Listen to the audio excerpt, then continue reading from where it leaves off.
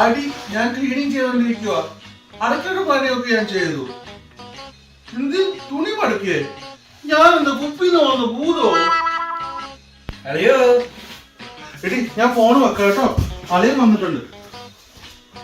നീ എന്നെ പഠിപ്പിക്കാൻ വരണ്ട. ഞാൻ അങ്ങോട്ട് പറഞ്ഞത് കേട്ടാ മതി. എന്ത് നിന്റെ ഒരു മീൻകറി? മീൻകറിനകത്താന്നടി നിന്റെ ഉടക്കത്തെ മീൻകറി.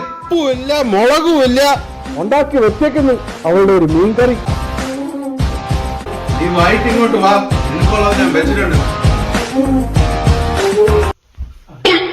ഇങ്ങനെ സാധിക്കുന്ന അളിയ. അളിയൻ എന്തൊരു ഭാഗ്യവാനാ. അളിയൻ പറയുന്ന അവള് കേൾക്കുന്നുണ്ടല്ലോ. പിന്നെ കേൾക്കാതെ വലിച്ച വര നിർത്തണ അവളമാരെ. അളിയ കറച്ച് നിർത്തിട്ട് കാര്യം പറ.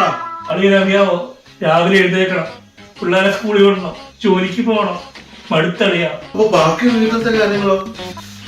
ബാക്കി കാര്യങ്ങളൊക്കെ അവള് ചെയ്തോളും. ഞാൻ എന്തായാലും കോൺഫറൻസ് ഉണ്ടെന്ന് പറഞ്ഞിട്ട് 2 ആഴ്ച പട്ടായിക്ക് വിടുന്നു.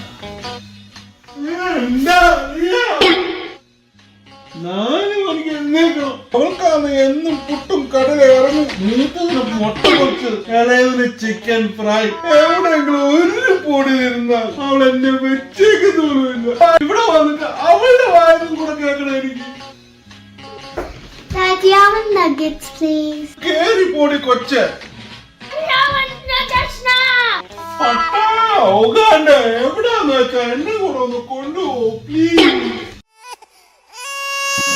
എല്ലാ ആംഗ്ലറുടെ അവസ്ഥ ഇതൊക്കെ തന്നെയാവും.